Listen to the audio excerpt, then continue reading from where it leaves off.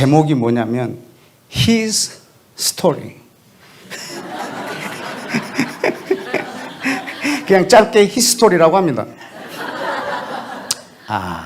그 짧게 그 영화 그걸 만들었어요.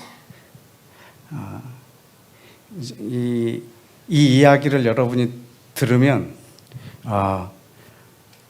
이 성경 전체가 순식간에 여러분 안으로 들어올 거예요. 기대되십니까? 네. 오케이. 어느 한 가정이 있었는데 아버지, 엄마, 그 다음에 아들, 딸이 살고 있는데 어마어마하게 부자예요. 그 집 마당의 가든은 어마어마하게 넓어요. 그래서 그 가족이 세상에 더 이상 바랄 것이 없을 그런 행복한 시간들을 그 정원에서, 그 집에서 살면서 누리고 있어요. 근데 그 집에는 저쪽에 한 구석에 늪이 있어요. 늪. 여기에 빠지면 죽어요. 그래서 아버지가 자녀에게 얘기하는 거예요. 모든 곳에서는 다 놀아도 되는데 그 늪에만 가지 마라. 그 늪에 빠지면 죽는다.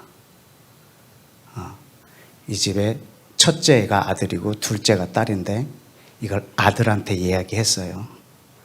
딸한테 얘기하는 걸 까먹었어요. 근데 딸이 어느 날 놀다가 늪에 빠졌어요.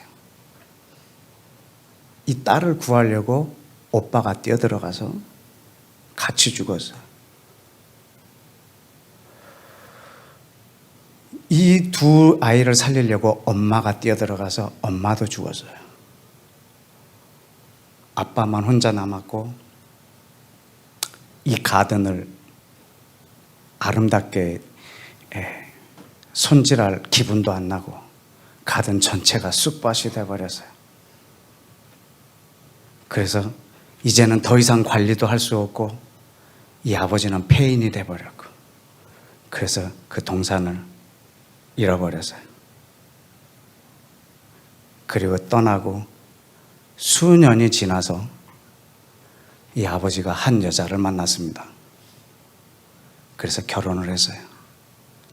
이 아버지는 그 처음에 만들어 놓은 그것을 늘 그리워하고 다시 그 세상이, 다시 그 화목함이 있기를 꿈꾸면서 하루하루를 사는데 그 꿈을 이룰 여자를 만났습니다. 그리고 그때처럼 아들을 낳기를 원했어요. 근데 딸이 태어났어요. 그분은 아들과 함께 이 정원을 다시 가꾸는 걸 꿈을 꾸고 있는데 딸이 태어났어요. 이 아버지는 서둘러서 이 아내의 몸이 추스러지자마자 바로 또 아이를 가졌어요. 그래서 둘째 아이가 태어났어요. 둘째가 아들이에요. 근데 이 아버지는 그 딸에게 계속 교육을 시키는 거예요. 너는 네 동생 아들을 위해서 태어난 애라.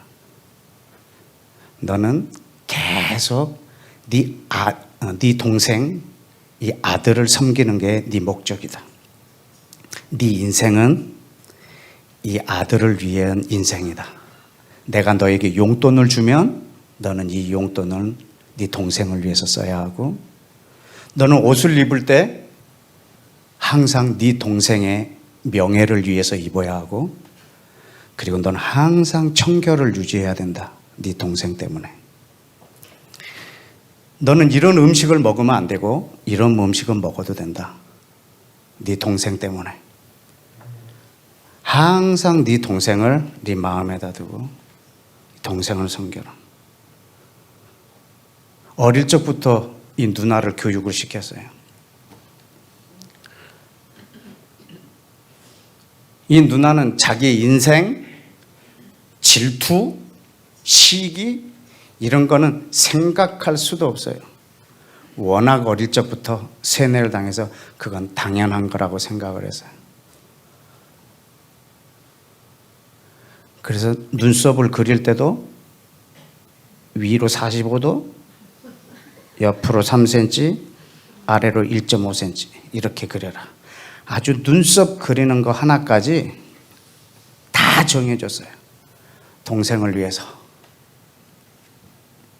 그럼 매일 정해진 대로. 어느 날 동생이 감기가 걸려서요. 아버지가 화가 났어요. 누나를 불렀어요. 종아리 걷어. 그리고 여지없이 내려치는 거예요. 네가 어떻게 관리했길래 네 동생이 감기에 걸려 그리고 종아리를 때려요. 동생이 학교를 늦었어요. 너는 왜 이렇게 했어? 그리고 또 종아리를 때려요.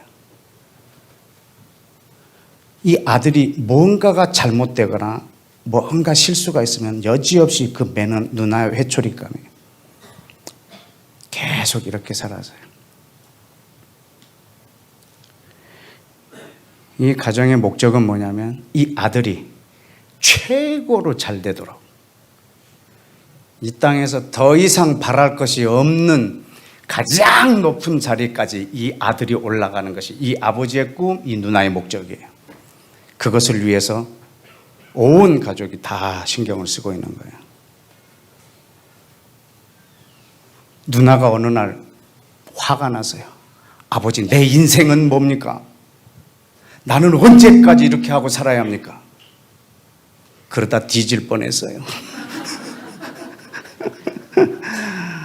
거의 작사를 내버렸어요. 말도 안 되는 짓을 했어요. 아주 계속 이 아들이 승승장구합니다. 그리고 어느 경지에 이르렀을 때 아버지가 몸이 안 좋아졌어요. 이러다가는 내가 죽겠는데? 이러다 내가 죽겠는데? 어느 날 아들하고 딸을 불러들여서요.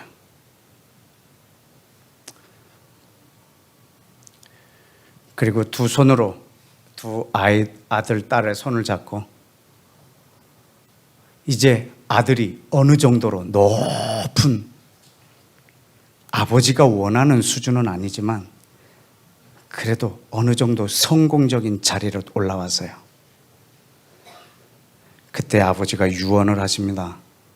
아직 죽을 때는 아니지만 얼마 살지 모를 것 같아서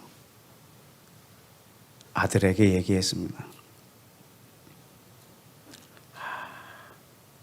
이야기 스토리가 너무 뻔한 것 같죠? 근데 여기서 반전이 있어요.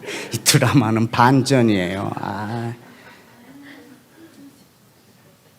아버지가 뭐라 그러냐면, 아들아, 이제부터 너가 가진 지위, 명성, 돈,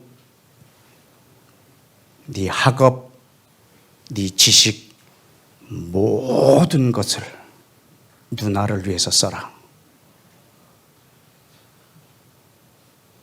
아들이 깜짝 놀랐어요. 아버지, 뭐예요? 내가 여태까지 공부했는데 이걸 저 몸종을 위해서 쓰란 말이에요? 저 여자를 위해서요? 아버지, 이거 말도 안 되는. 아들아,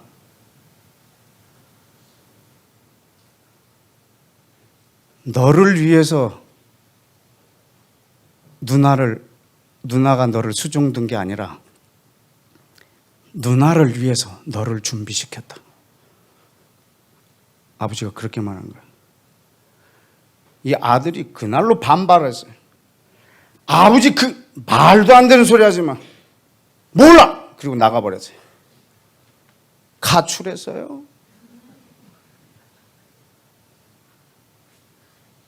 가출해진 상태에서 아버지가 돌아가셨어요. 얘는 아버지가 뭐 때문에 죽었는지 병명도 모르고 나갔어요.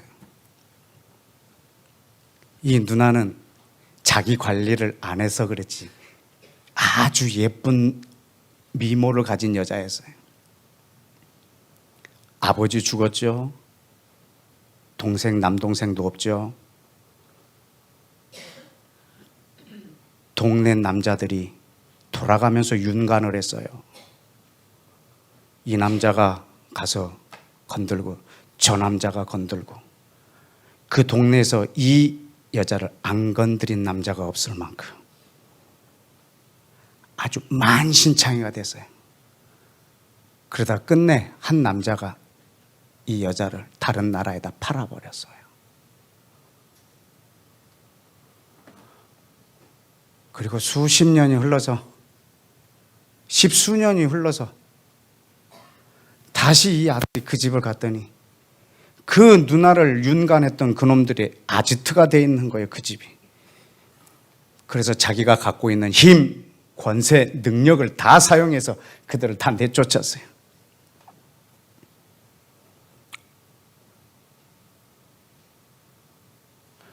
그리고 그 집을 청소하기 시작합니다. 이 아들이 청소하다가 2층 다락방에 아버지가 쓴 일기장이 쌓여 있는 거예요. 아버지가 하루도 안 빼놓고 일기를 썼나 봐요. 그 일기장이 자그마치 66권이나 되는 거예요.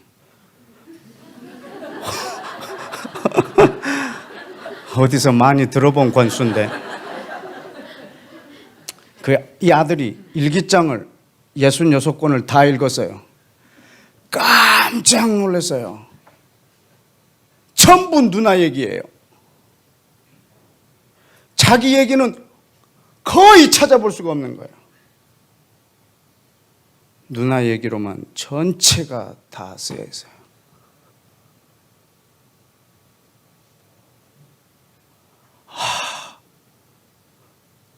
이게 뭐지? 그럼 뭐 때문에 우리 누나를, 나를 이렇게 희생시켜서 나를 이렇게 만들었지? 이렇게 사랑하는 사람. 그 일기 끝에 아버지의 유언 같은 글이 하나 있었어요. 사랑하는 내 아들아, 그리고 내 딸아, 나는 너희 둘이 평생 사랑할 수 있는 길을 만들려고 이런 계획을 했다. 내가 이렇게 하는 동안에 우리 동네 사람들이 다 나를 미친 아버지라고 했다. 모두 다 나를 욕했지. 그러나 너희 둘이 사랑하면 모든 사람들이 나를 보고 과연 지혜롭구나, 저 아버지 정말 지혜로운 사람이구나 라고 할 거다. 너희 둘이 사랑하면 그 속에 내가 있다.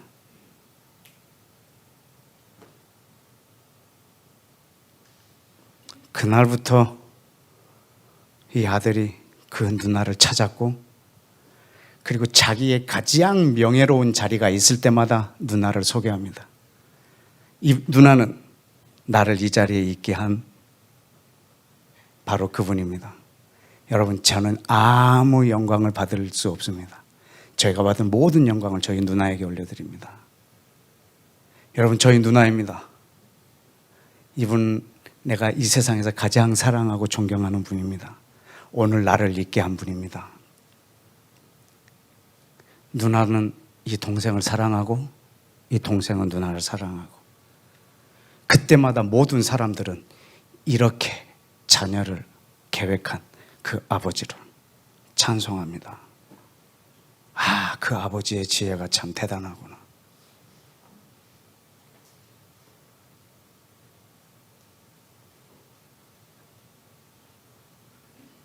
이 두 사람이 사랑하는 그 자체가 이 아버지의 살아있음입니다.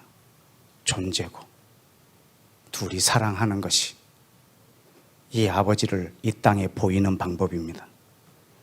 이 두 사람이 사랑하지 않으면 이 아버지는 없습니다. 그러나 이 두 사람이 사랑하면 거기에서는 그 아버지가 살아납니다. 그래서 이 둘이 영원히 처음 가든에서 살았던 그때 그 삶을 다시 회복시키는.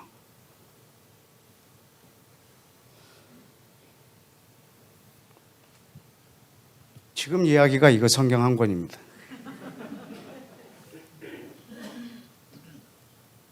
이 성경 전체 내용이 바로 그 이야기입니다.